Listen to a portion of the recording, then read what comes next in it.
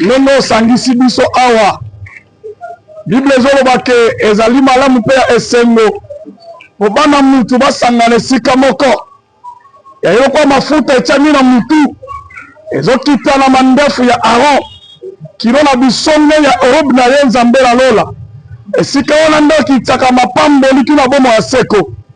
Seigneur, tosenga sagesse, intelligence kouta epai na yo mpona kofundisa eloko oyo ekende liboso oyo tozoboya eza ba mauvaise interprétation na kati na biso ezala na makoki te au nom de Jésus. Boyokani ezala kati na biso molimo na yo ekamba biso. La Bible dit que c'est pour ça par le Saint-Esprit que les hommes ont parlé de la part de Dieu. Yo moko kamba biso awa nguya na yo konzamela biso na kombo na Yesu bonde libongo. Amen.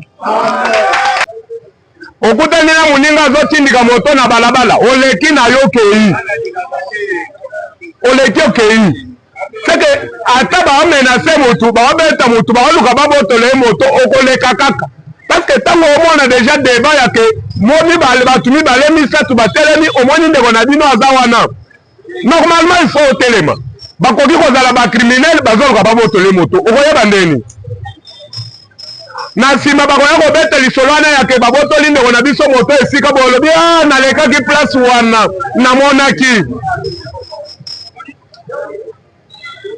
wana osali nini osali nini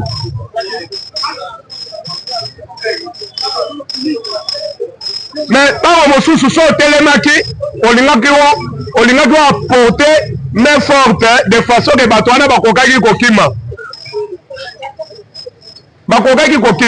mais yo osali yango te oleki okei ntango ozoleka ozokende wana otiki sikoyo otiki ye na nani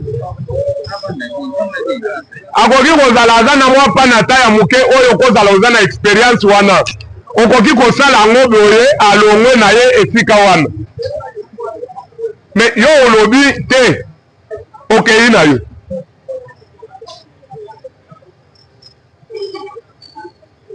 nayebisaka bino kaka Nzambe asangisa biso ebele ndenge tozalaka boye pamba te seke asangisa biso na tina eza na bato mosusu oyo vina bango ekoki kobonga na kati ya lisanga oyo na sansi nini eza kaka lisanga ebongisi yo vi te bato nyonso bino bomoni bavandi oyo lobi na lobi kuna bakozalaka bato ya moto te bagrand patron bazao bagrand politicien bazao bato ebele ya lolenge na lolenge baza ao mais aussi longtemps que oyebani déjà na ye un jour okoya boye okokoma na esika moko boye okuti ye atali boye akanisi alobi ndeko na nga oyo nga na ye na esika boye na mutu songolo azongadre biso tosalaki boye tokemba tobula moto est-ce que akotraine po asunga yo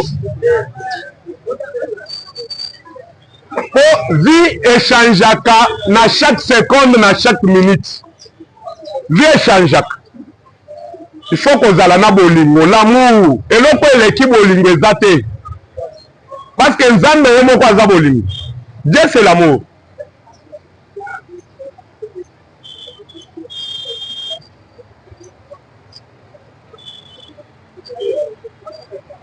Na oyo etali likambo ya balabala nazo insister mpona kotalisa bino ke mboka oyo ezali na bakonzi na yango, mboka oyo ezali na mibeko.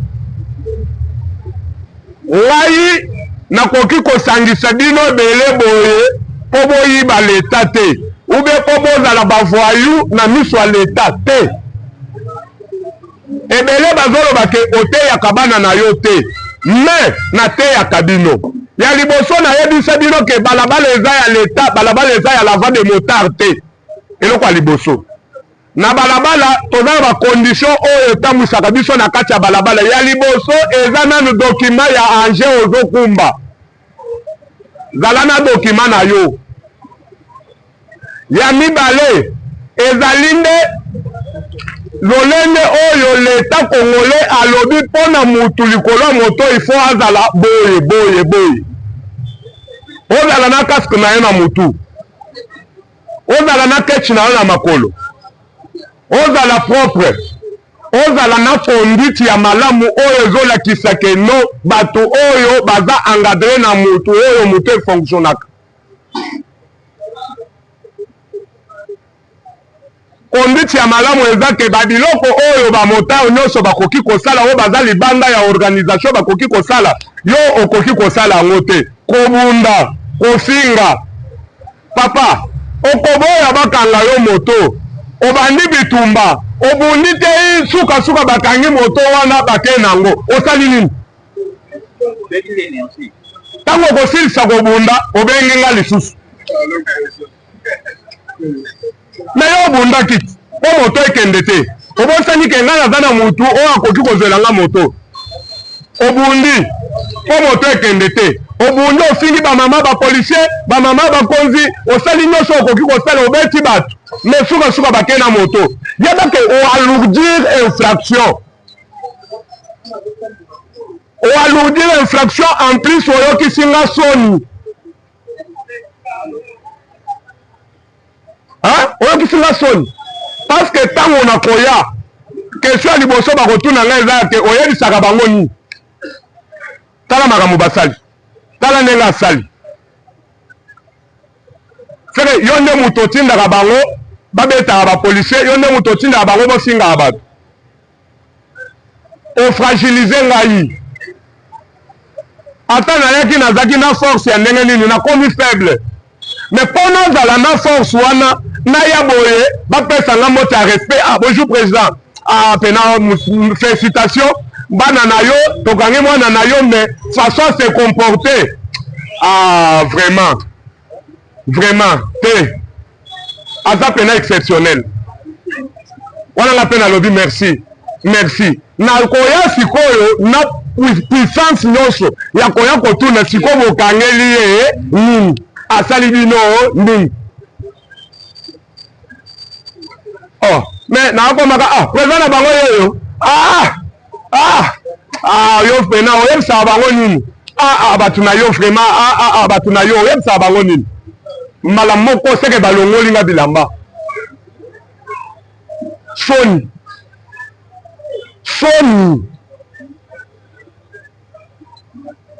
boluka quand même bo améliorer côté wana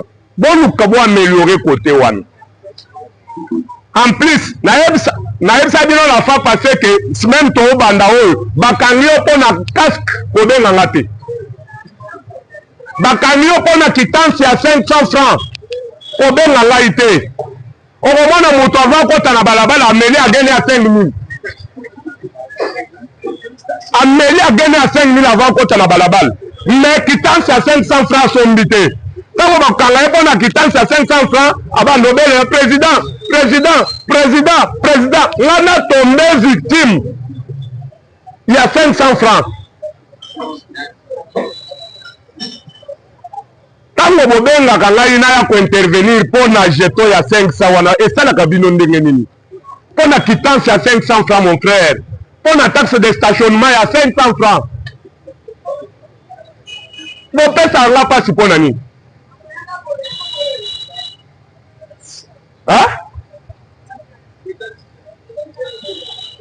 seke wana ezaka kolobaka ke bato balobaka ke rouge bakangaka bango baovangela bango infraction nini?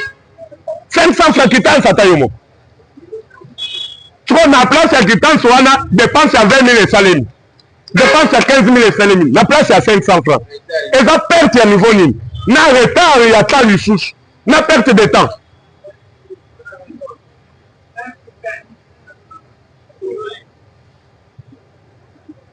Okomona mosusu aza na casque nazwi casque ana alatisi moto ti baye bakangi ye carte eza na casque na moto. Ndeko yo eza na casque oyo bakangi yo mpona casque ndenge nini? Nalataki te ezalaki na moto kasi ye amonaki yango na moto te. Bandeko eza bien te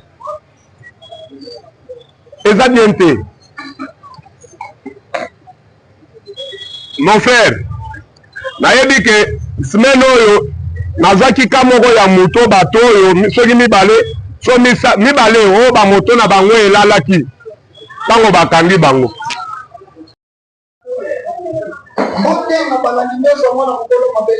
Président Pascalius Kaboulou un communicateur toujours au centre des investigations, la couche autorisée de l'hôtel des villes. Toujours au centre des investigations, Mayambi Moko Yaba responsable. Ya Batiamoto. Comme la Constitution le dit dans l'article 35, l'État garantit les droits à l'initiative privée, tant nationaux qu'internationaux, et dans ces articles 36, l'État garantit la liberté d'association et l'État a le droit de garantir cette collaboration. Mayambi Moko Yaba responsable à Batiamoto, lui-même va se présenter. Bonjour. Bonjour papa. Comment est-ce maman? Comme président Georges Mutombo Patrick. Georges Mutombo Patrick. Toyamio et l'association et ONG et ONG Oyo et ONG La Voix des Motards. ONG La Voix des Motards. Oui, oui. Alors, ONG La Voix des Motards, quels sont les objectifs opposés parcourir dans la carte de l'association? Il y a ONG La Voix. Objectif Nabiso majeur est ça au réformer au la nouvelle classe ya ba motard digne de ces noms. Ok, merci beaucoup. Faire une nouvelle classe de motos digne de ces noms. Des motards dignes de ces noms. Digne de ces noms. Digne de ces noms. Ouais. Donc, Bolingi classe à Sigabanti en moto par rapport à l'ancienne appellation Yahweh concept Yahweh et l'homme. Ouais, ouais. Ok, merci beaucoup Ndeko. Toujours la carte à Mikuna, alors, il y a un édit loi au niveau de l'hôtel de ville, comme il y a la continuité de l'État et la continuité du pouvoir. Et dans cette édit loi, interdit la moto au côté. Et puis, dans l'investigation, avant qu'il y a, au niveau de ONG, la voix des motards et au côté. Si je ne m'abuse pas, l'État, conformément à ces articles qui transcrivent dans la Constitution, l'État collabore avec les associations de l'État. Mais tout le monde a un document, les autres parmi les Mikana, Yamoto, Yabomi. Nasuka Bakomi, noté qu'il y a interdiction de conduire moto Nabomi. Votre point de vue? Bon, aujourd'hui, Nasuka Mukanda Bakomi, Mukanda, on est Mukanda. C'est l'autorisation de transport. Il y a mine, il y a avion, il y a moutouka. Il y a l'autorisation de transport, il y a moto vendu à la maison communale de Gombe. Pourquoi cette contradiction? C'est à vous maintenant de donner votre point de vue. Est-ce que quelqu'un peut payer un document dans la ville de Gombe, au niveau communal, et ne pas rouler dans la commune de Gombe? Est-ce que c'est normal? Nous ne sommes pas là pour ça. Pour l'interdiction moto, pour moto na Gombe, pour non. Biso tozali ona kosala classe ya sika ya babotard digne oyo babongi babenga mamotard na ville ya Kinshasa sans limite. Likambo eza ya kointerdire moto na Gombe te, likambo eza ya koorganiser moto ebula na Gombe dans les normes. Parce que Gombe eza ville na biso nyonso, yango nde kitalatala mboka na biso. Ozo comprendre? Mais tango kointerdire bato bakota na Gombe babula na Gombe, yo moko wana odimisi moto mikanda ezobima na commune na Gombe, bato baye basombi yango na Gombe pe baroule wapi na Gombe no? Eza bongo te? Maintenant, il y a une réponse. Voilà. C'est que, autrement dit, autoriser bango, bah ça la taxi moto na Gombe. Parce que ce que zalaki que eza interdit bah ça la taxi na Gombe te, balinga ki ba binisa document ya moto et dans la vandi na commune na Gombe te. Ya taxi moto te. Ce qui va binisi yango, c'est que eza contradiction. Mais biso toza pona nyoso wana te. Biso ONG dans l'État congolais, on peut raisonner ensemble, sortir des idées, comment on peut organiser le secteur de taxi moto dans la ville de Kinshasa. Parce que le secteur est en désordre jusqu'alors. Il n'y a personne qui est là pour voir tout ce qui se passe dans ce secteur-là. Maintenant, on peut travailler en collaboration avec l'État. Nous avons la masse derrière nous. Nous avons les motards. Maintenant, aux autorités de nous appuyer pour leur amener cette masse-là. Et comment organiser la masse afin que l'ordre soit dans le secteur. Merci beaucoup pour cette belle réponse de nous dire qu'il y a contradiction dans les formes et dans les fonds. Dans la forme, il y a interdiction, il y a moto na bomi. Mais dans le fond,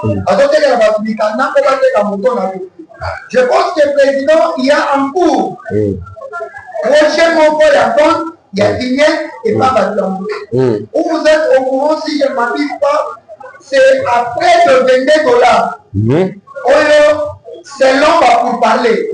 Alors, qu'est-ce que vous dites par rapport, il y a taxe, il y a vignette, on a bâti un moto, non. On est là, les motards sont les Congolais, non?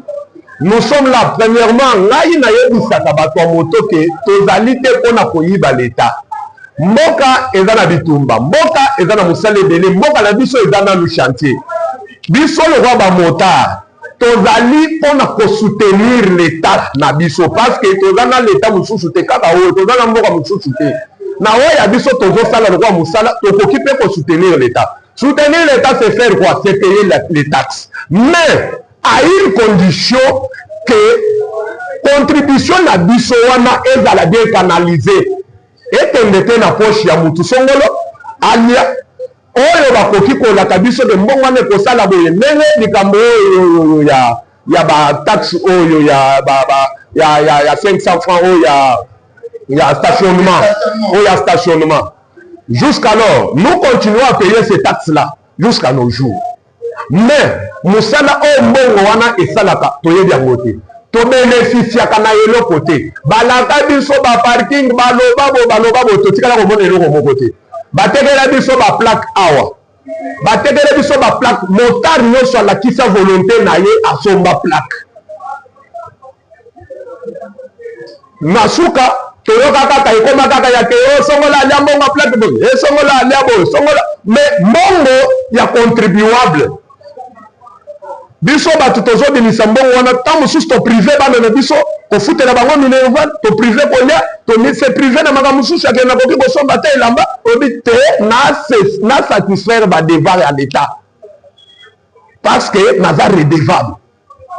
Mais après redevabilité wana bongo ekenye koti na poche ya bato ezala likambo ya vignette to kosala ngo kaka to kosumba parce que les sous-sols appartiennent à l'État. Merci beaucoup, Président. Okay. Ma réponse aujourd'hui, ça, vous montrez votre fidélité envers la nation et ça prouve que vous êtes non seulement un nationaliste, mais aussi vous êtes un patriote parce qu'un patriote, c'est pas pour son pays. Ouais. Aujourd'hui, dans un dossier est en message. Ici, dans la ville de Kinshasa, on fait approcher taxe sur le stationnement. Pourquoi? Parce que selon les contrats, ni Jordan, ni SNAP va respecter la beauté. Batongi parking dans mon côté. Aussi longtemps que le président responsable, je ne sais pas au niveau national, il y a voie de motard. Aux autres bandits par rapport à mon gouvernement, Baïki, Bafoutaki déjà. On a autorisé la banque par parking. Selon les contrats qui n'est pas respecté parce que l'État est en train de menacer pour abroger ces contrats-là. Mais bakomi kaka na démarche ya koluka ko abroger contrat ko résilier contrat ko résilier contrat o basala na ba loi na bango ko abroger ba loi. Mais avant ya kokoma kuna il faut ba banda nanu na suivi ya ke mbongo nyonso o bato moto bafuta bane na bane mbongo ane kenda wa pesa na poche nani. Justice esalema d'abord oyo azake yende moto aliaka mbongo wana adilisela biso na mbongo wana keke d'abord bakango place boye po nasala ba parking ou bien nasalite po na réseau ya boye C'est ça la raison, c'est ça, il y a des marches à Liboso, il faut qu'on bandana nous kolande la nam. Bon, bala qui fait biso na nous trace ya mbongo wana. Na place ni mbongo wana ekota na place ni mbongo wana ekoti. Après, nde soki mbongo emonani te, soki bakangi na lo batu wana soki badie mbongo, wana nde koluka sikoyo ko résilier contrat. Aujourd'hui, résilier un contrat, c'est que contrôle, c'est que autopesa qui, non seulement autopesa qui va mboula na mboula n'est que le cas qu'on s'est bon. Mais après, il y a des c'est que tolongo lango. Non, kolongo la na mite, bandana nous na koye bisabi so que mbongo autopesa mboula na mboula wana itenda wat. Baluka batu wana, baluka baleka na media. Baleka na media, balakisa biso ba décrire nanu situation ya mbongo wana makamuno sope misala nyoso mbongo wana esala. Parce que dans mon avis, on a dit que résultat. Il y a un bon merci beaucoup, Président Patrick Mutombo. Vous voulez dire que la justice élève une nation. Voilà. Vous demandez à ce dernier que la justice fasse son travail. Son travail, oui. Je voulais savoir. La voix des motards, et dans ce structure, dans la politique, tout est dans la politique. Non, non. Nous sommes une organisation non gouvernementale. Hein? Nous sommes une organisation non gouvernementale. Nous ne parlons pas de la politique. Ok, merci. Comme vous êtes en politique, un gouvernement sans une organisation non gouvernementale. Non gouvernementale a pour objectif aide humanitaire. Voilà. Si je ne m'abuse pas. Non. Alors, quelles sont les actions humanitaires déjà au sein de la carte d'association? Bon, la voie des motards, sorti nango, il y a que Ebandi Moussala, na ville ya Kinshasa, et zalaki le 6 décembre 2024. Au Longwana, de 6 décembre 2024, ti lelo, toza na dato ya lelo, toko zala toza na à peu près 5 mois au tozo effrayé. Na 5 mois wana, nous avons déjà soigné un diabétique. On a des vidéos. Nous avons déjà soigné quelqu'un qui avait connu un accident. On a à peu près 3-4 cas. Nous avons à peu près 6 motos que notre organisation a payé et donné aux membres pour les motiver, pour les aider à aider les membres à voilà. En tout cas, merci beaucoup. Donc, on a déjà na 6 motos, marque TV 625 auto sombeli 6 membres au Bazalaki na ba moto ya kala parce que na kacha ONG la voie de motards to dalaka na opération auto benga opération Longola Liboka. Longola Liboka, ça veut dire que moto nyonso ya kala na kacha organisation na biso to lingi yango te. Toza na posa ya mutu azala na moto o eza conforme o kosunga ye kwa sala musala na ye malamu. Parce que moto ne ya biso bureau na biso oyo tosala la magasin na biso oyo tokenda koteka oyo ya biso marchandise eza service oyo tosalelaka peuple congolais moyennant quelque chose. Yango service wana po osala yango bien il faut ozala na moto eza mon état. Soki moto ezokufa pamba ozomona okokosala mosala yango te okozwa entorse. Yango nde tovandi toraisonne ngai na staff na nga tovandi toraisonne eloko nini tokoki kosala mpona kosunga bato de façon que mutu nyonso asala mosala aémerger akoma riche alesa libota na ye parce que tokoki kosuka kaka na bamoto te na kati ya bamotard bacadre bazali bagrand commerçant baza mais azoluka quand même ata mwa eloko moko oyo akoki koambwa te nango pa mpo akota na makambo mosusu.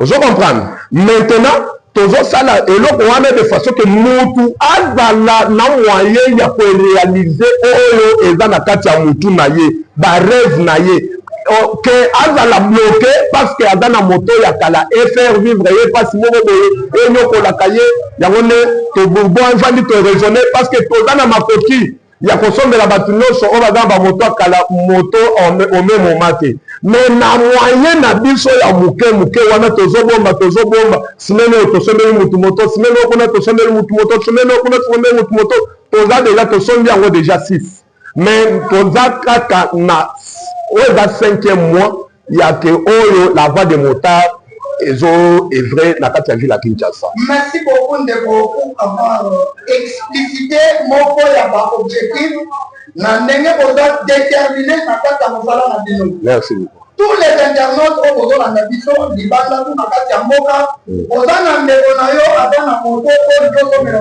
moto yaka ouvert adhérer na ONG La Voie de Motard. En plus, la moto, c'est non seulement sécurité, mais pour permettre que yo, Moutunayo a échappé à ma catégorie.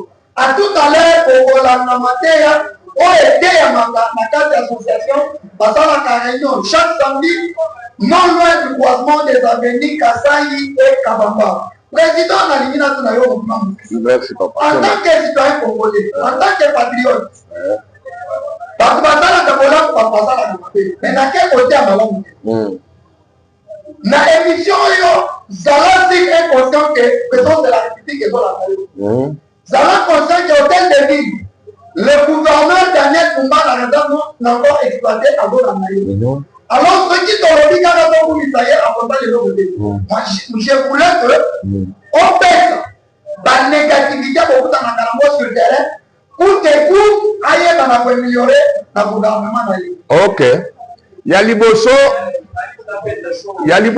moto secteur ya taxi moto tozo œuvrer sur le sol congolais. Na kati ya ville province ya Kinshasa, na kati ya ba province partout tozo sala musala wana na mabele ya l'état. Likambu oyo eza ya grave oyo ngai na memakango lokwa cheval de bataille na ngai oyo na kotika la kolashe te eza ya ke l'état congolais il faut abénéficiaka na ba motard. Ko bénéficier na ba motard ça veut dire quoi? Mon lelo tracasserie na ville province Kinshasa esilaka te. Bazo tracasser bato moto, bazo exploiter bango, bazo zwa bambongo nyonso wana ekendaka na poche ya bato. Susi na ngai bitumba o ngai nazali kobunda ezali ya te mbongo oyo moto a moto akoki kofuta en cas que atali infraction ezala canaliser ekotaka na kesi ya l'état. Ekota na kesi ya l'état. Lelo basusi ate ezokufa baservice ebele ezokufa parce que bango nyonso bazobima na balabala bazokende koluka kaka bato ya moto bazokende kosala misala mosusu oyo constitution oyo l'état apesa bango te parce que moto ekomi lokola kopi ya sure oyo obimi lelo ozwi lelo otie na poche okelesa bana na yo aussi longtemps que biso bato ya moto bato tozosala mosala wana tozosappauvrir toza kaka pauvre toza kaka likolo moto mbula moi mais l'état azosunga biso te mais baagent l'état bakonzi bato bazoya kose ressource kozwa mbongo na biso ya pasi kotia na poche ezokende bazotongela yango bamapango bazosala boye mais biso tozotikala pauvre na yango nde tolie tozobunda mpona biloko nyonso wana esila tozala na guichet na biso unique tozala na makambo na biso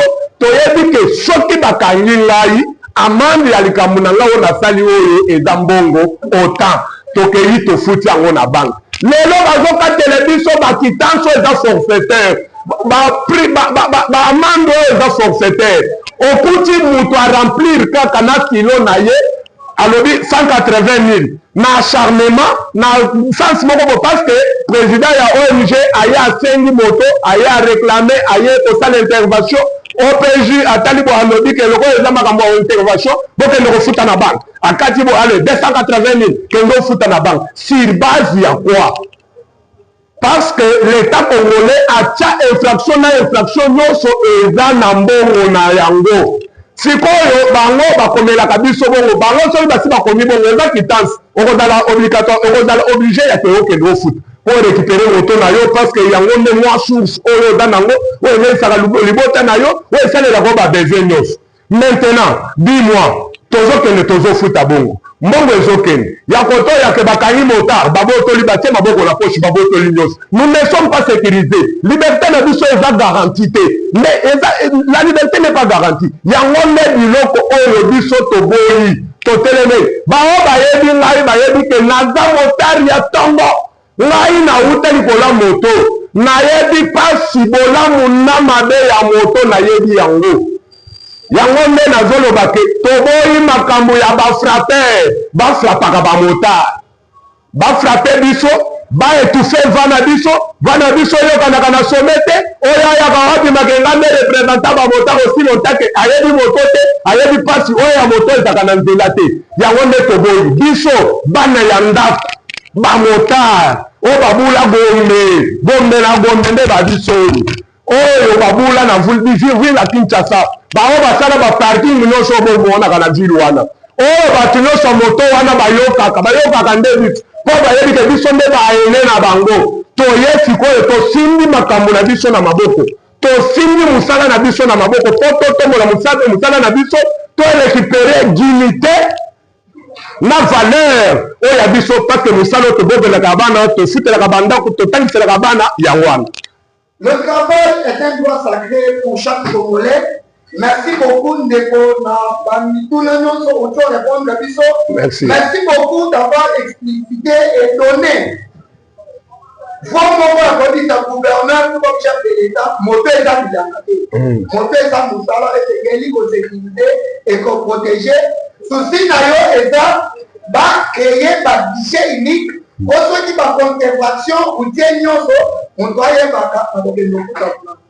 faut associer biso travailler ensemble sur Makambouana de façon que mbongo na biso ezala canaliser.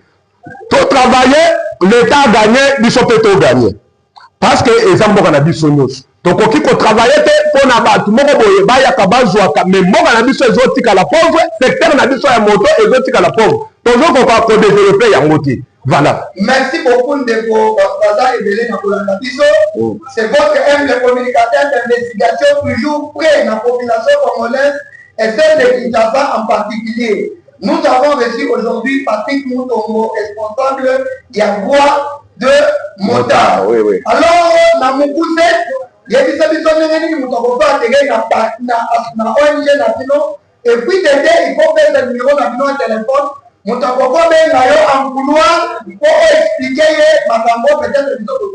Merci beaucoup Ndeko Mwanamboka.